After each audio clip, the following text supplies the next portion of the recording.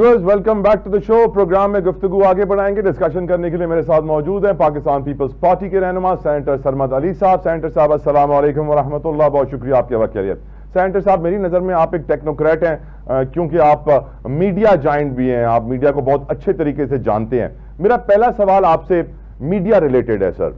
आज सिंध के information minister senior minister Sharjeel इनाम मेमन ने जो प्रेस कॉन्फ्रेंस की है उसमें उन्होंने कहा है कि जो सैलाबी सूरत हाल पंजाब में पैदा हुई है उससे बड़ा नुकसान हुआ है।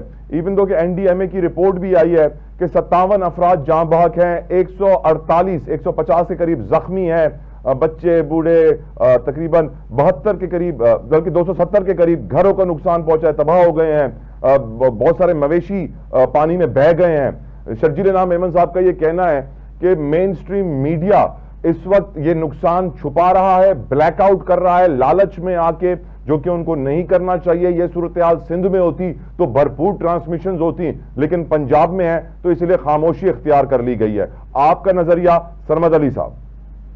देखिए, इस बात से तो मैं एग्री करता हूँ कि अगर सिंध में होती या कराची में होती तो इस वक्त सारा मीडिया जो है उसके पास सिर्फ एक ही टॉपिक होता, वो होता कि जी कराची में हो गया, सिंध में हो गया।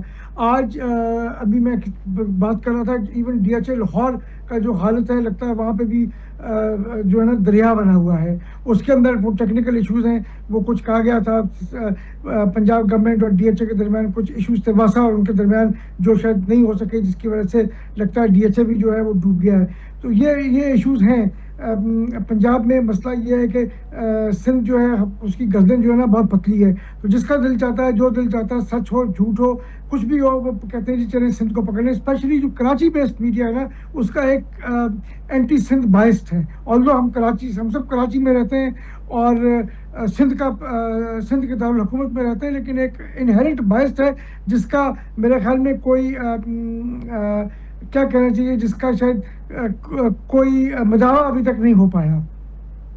बिल्कुल ठीक। एंड सर, ऑफ कोर्स ये सैलाबी सूरत हाल जो पैदा हो रही है, क्या आपको लगता है कि हमारे हुक्मरान पहले से तैयार हैं, पहले से तैयारियां की गई हैं, PDMA NDMA एक्टिव हैं, या फिर हमेशा की तरह पानी जमा होने के बाद कार्रवाई शुरू होती है? सर आई जस्ट होप कि ये सब लोग प्रिपेयर्ड हो, इसलिए कि जो हालात हैं उस NDMA ने बहुत पहले इसके हवाले से बता दिया था कि ये सैलाबी सूरत हाल हो सकती है।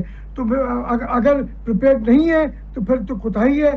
मुझे उम्मीद तो है कि प्रिपेयर्ड होंगे, लेकिन इसके अलावा कुछ नहीं कहा जा सकता कि क्योंकि NDMA ने बिल्कुल कैटेगोरिकली और क्लियरली तमाम इदारों को और सूबों को बता दिया था कि सैलाबी सूरत हाल क्या होगी और कब पैदा होगी। ये तो कोई एक अननोन, ये नहीं है कि एक अननोन या कोई अनहोनी चीज़ इनके लिए हो गई है। ये तो एक हर हुकूमत को उसके लिए प्रिपेयर होना चाहिए था। पैमरा का रोल सर, सहाफती तंजीमों का रोल सर, क्या जो बात कही गई कि लालच में आके सहाफती इदारे ब्लैकआउट कर रहे हैं? मेरा नहीं ख्याल कि लालच इसके अंदर कोई रोल प्ले करती है, क्योंकि लालच क्या होगी, लालच की होगी ना सर, एड मिलेंगी पंजाब हुकूमत की सर।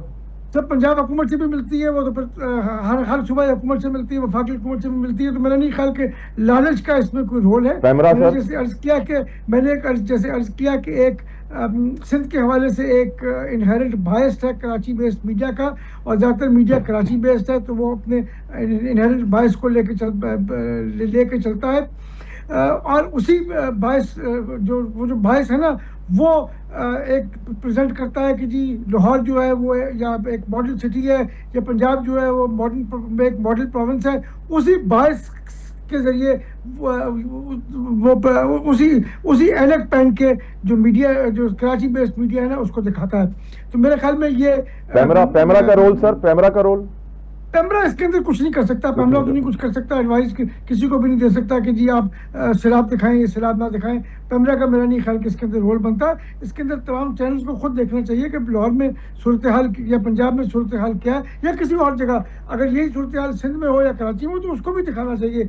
पेशावर में हो, खैबर पख्तूनख्वा में हो, या कहीं भी हो, दिखाना चाहिए। आप ये नहीं कर सकते कि एक जगह के लिए आप ब्लॉक कर दें और दूसरी जगह को आप धड़ाधड़ दिखाएं। मेरे ख्याल में ये एक नाजायज़ चीज़ है, और सबको इकट्ठे मिलके हर सूबे में और जिस शहर में जहाँ اس قسم کی صورتحال باشوں سے پیدا ہوتی ہے وہ دکھانی چاہیے، کیونکہ وہ بیسکلی عوام کے لیے مسئلہ کریٹ ہو رہا ہے، لوگوں کے لیے مسئلہ کریٹ ہو رہا ہے، لوگوں کی کو جو ان کی زندگی ہے، روزمرہ کی زندگی ہے، اس کے اندر رکاوٹ آ رہی ہے، وہ خراب ہو رہی ہے. تو وہ چیزیں لوگوں کو معلوم ہونا چاہیے کہ ہمارے شہر میں یا ہمارے شہر کے آس پاس یا ہمارے گھروں کے آس پاس کیا ہو رہا ہے، تاکہ وہ اس حساب سے مینٹلی اپنے آپ کو پریپیئر کر سکیں، اور جو تیاری انہوں نے کرنی ہے اپنے آپ کو اپنے حوالے سے وہ کر سکیں تیاری.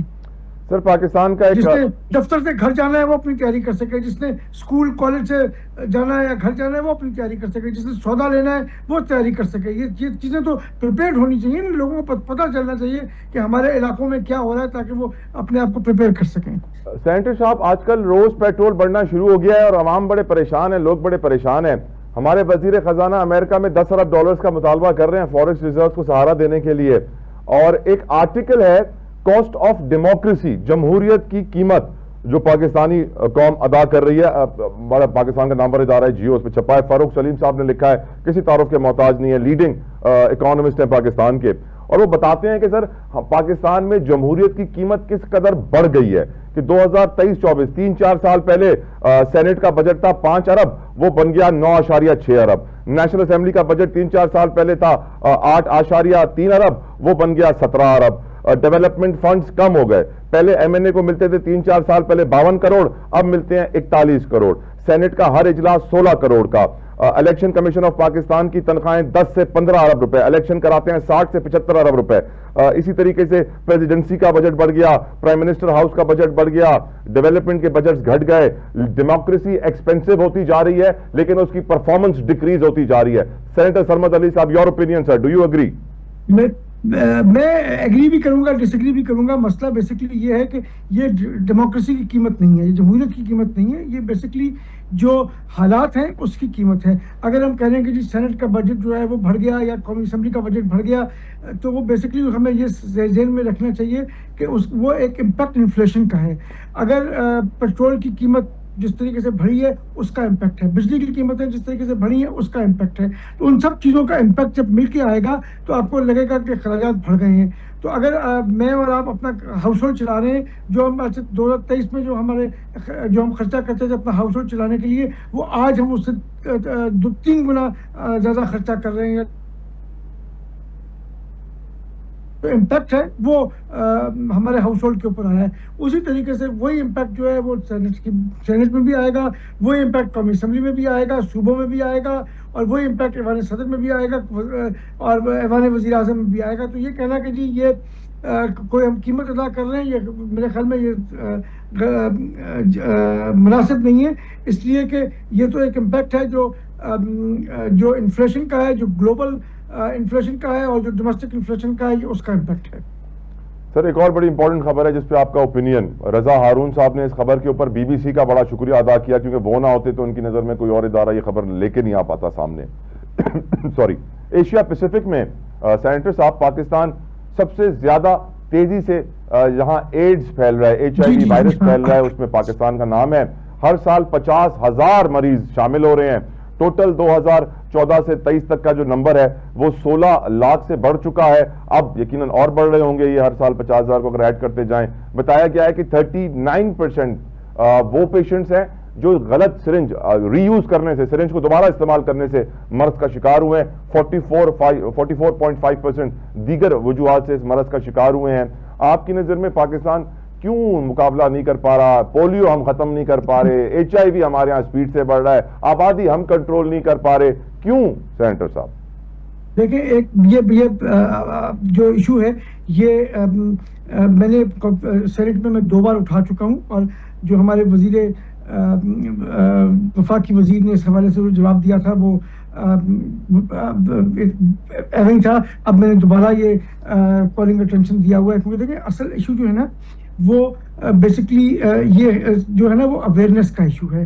ہمارے یہاں پرابلم یہ ہے کہ ہم اویئرنیس کریٹ HIV کے حوالے سے جو اویئرنیس ہے نا وہ کریٹ نہیں کرنا چاہتے. اور صوبوں کو اس کا مورد الزام اس لیے نہیں ٹھہرایا جا سکتا کیونکہ نیشنل ایڈز کنٹرول پروگرام جو ہے اس کو بیسکلی مانیٹر کرتا ہے. صوبوں کے ہسپتال ضرور ہیں جہاں پہ مریض آ رہے ہیں یا سینٹر ضرور صوبوں میں موجود ہیں, لیکن اصل چیز جو ہے وہ نیشنل ایڈز کنٹرول پروگرام جو ہے وہ اس کو مانیٹر کرتا ہے, اس کو ریگولیٹ کرتا ہے, اس کو چلاتا ہے.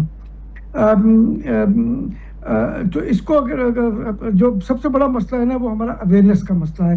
ہم یہ سمجھتے ہیں کہ جی ہم نے آپ نے جو ولنریبل پاپولیشنز ہیں نا وہ بیسکلی 3 ولنریبل پاپولیشنز ہیں. ایک ڈرگ یوزرز, اور دوسرے جو ہیں وہ sex workers, female sex workers, اور تیسرے جو جس کو ہم کہہ سکتے ہیں کہ جو ہوموسیکسولیٹی کے حوالے سے ہمارے یہاں ایشوز ہو سکتے ہیں. ہمارا پرابلم یہ ہے کہ ہم انسیف سرنجز کی تو بات کر لیتے ہیں کہ جی یہ ایک سرنج 2 بار یوز ہو گئی, 3 بار یوز ہو گئی, 4 بار یوز ہو گئی, لیکن ہم وہ بات نہیں کرتے جہاں پہ اویئرنیس کریٹ کرنی ضروری ہے. کیونکہ جو انسیف سیکسول پریکٹسز ہیں نا وہ اس کے لیے سب سے بڑا جو آپ نے جیسے 44% آپ نے بتایا, تو 44% پورا جو ہے نا وہ اگر آپ دیکھیں گے تو آپ کو نظر آئے گا کہ وہ انسیف سیکسول پریکٹسز کی وجہ سے ہے. ہمارا مسئلہ یہ ہے کہ ہم کہتے ہیں کہ جی ہم مسلمان ہیں, ہمارے یہاں تو کوئی نہ سیکس ورکر ہو سکتا ہے, نہ ہمارے یہاں کوئی اور ایشوز ہو سکتے ہیں, نہ ہم کوئی انسیف سیکسول پریکٹس میں انڈلج کرتے ہیں. We need to actually accept this as an issue. ہم بلی کو دیکھ کے کبوتر اگر آنکھ بند کر لے گا تو بلی نے کبوتر کو کھا جانا ہے. اگر اسی طریقے سے ہم کرتے رہیں گے تو کچھ نہیں ہوگا, ہمیں اویئرنیس کریٹ کرنی ہے. اچھا, دوسرا جو ایک اور پرابلم ہے اپنے 16 لاکھ کا, میرے خیال میں اس سے بہت زیادہ ہیں, اس لیے کہ ایک تو جو سوشل سٹگما ہے نا کہنے کا کہ جی مجھے HIV ہو گیا یا مجھے ایڈز ہو گیا, تو وہ لوگ اس سٹگما کی وجہ سے وہ بتاتے نہیں ہیں کہ مجھے کیا بیماری ہے, اور نہ وہ علاج کرانا پسند کرتے ہیں کہ مجھے کیا ایشو ہے. ساتھ ساتھ اگر آپ دیکھیں جو میرے خیال میں if I'm not mistaken کوئی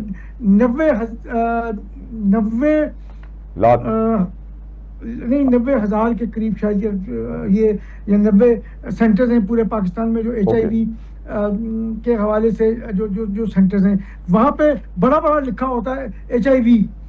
تو جب آپ HIV لکھیں گے تو کون جائے گا وہاں, اندر داخل ہوتے ہی اس کو کہے گا کہ یار یہ تو سوشل سٹگما ہے, میں اس سے دور بھاگوں. تو یو نیڈ ٹو ایکچولی ہم تو لوگوں کو ہمارے 2 پہ اویئر نہیں کر پائے سینیٹر صاحب. جی دیکھیں, ایک تو ہمیں اویئرنیس کریٹ کرنی ہے, ایک پوری آپ کو پبلک کیمپین چلانی چاہیے جس کے اندر اویئرنیس کریٹ کریں کہ جی یہ انسیف سیکسول پریکٹسز اور جو ڈرگ یوزرز استعمال کر رہے ہیں, سرنجز استعمال کر رہے ہیں ڈرگ یوزرز اور شیئر کر رہے ہیں ایکچولی وہ, اور جو ہسپتالوں میں ہم ایک سرنج کو 2 بار یا 3 بار استعمال کر لیتے ہیں, یا کلینکس میں ہم استعمال کر لیتے ہیں. یہ 3 چیزیں. نمبر 2 کہ یہ سٹگما نہیں ہے, یہ آپ کی صحت ہے, اپنی صحت کو آپ نے خود دیکھنا ہے, مانیٹر کرنا ہے. نمبر 3 یہ کہ بھائی یہ کوئی اتنی بڑی بات نہیں ہے, اس کا علاج موجود ہے. یہ کوئی اگر آپ علاج نہیں کرائیں گے تو ہاں تب آپ کی زندگی کو خطرہ ہو سکتا ہے. تو یہ پبلک اویئرنیس کریٹ کرنے کی ضرورت ہے. دوسرا یہ جو ہم بڑے بڑے بورڈ لگا دیتے ہیں HIV, اس کو ہمیں چینج کرنے کی ضرورت ہے. اس کو ہم وہاں پہ نہ لکھیں HIV, کچھ اور لکھتے ہیں آپ کی صحت کا مرکز ہے, کچھ لکھتے ہیں تاکہ لوگوں کو وہاں داخل ہوتے ہوئے اور جاتے ہوئے ان کو کوئی شرم محسوس نہ ہو, اور وہ وہاں چلے جائیں اور سوسائٹی کے پریشر میں نہ آئے, سوسائٹی کے پریشر میں نہ آئے. تھینک یو سرمد صاحب, جزاک اللہ. سینیٹر سرمد علی صاحب, آپ کے قیمتی وقت کے لیے سر بہت بہت شکریہ.